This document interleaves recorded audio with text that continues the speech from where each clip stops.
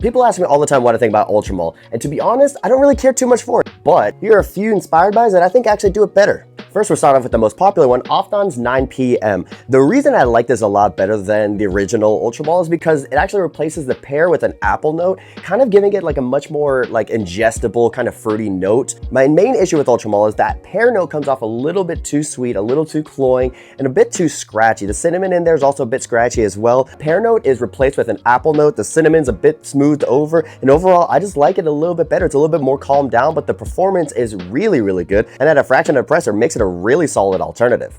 After that, we have another popular alternative, Ram Silver by Lattafa. This one actually is almost like a weaker version of Ultramall. It comes off a slight bit more synthetic, which is not really that big of an issue, especially because it is a more calmed down version. That overwhelming sweetness that I talked about earlier is not really in this either. Basically smells exactly the same exact notes, but again, the main difference is it's a bit calmed down. The sweetness doesn't come off as overwhelming, which is why I kind of like it better than the original. After that, we have the brand new Raihan line, which just came out swinging. This is a really good interpretation. Specifically, the pear in here is not so loud and cloying. It's kind of like takes a step back compared to all the other inspired by fragrances. The mint and the aromatics in here also come out a little bit more, just adding a more likable factor to it. It just comes off as a much more balanced kind of version of Ultramall with a lot more likable features in terms of the aromatics that come out with it, making it a lot more likable specifically to my nose, but especially to the masses. I mean, we've all seen the videos. This has kind of taken the fragrance community by storm, but it's for a reason. It does smell that good. It performs very, very well. Overall, just a very likable take. Last, and probably my absolute favorite, we've got Dubai King by Joe Milano.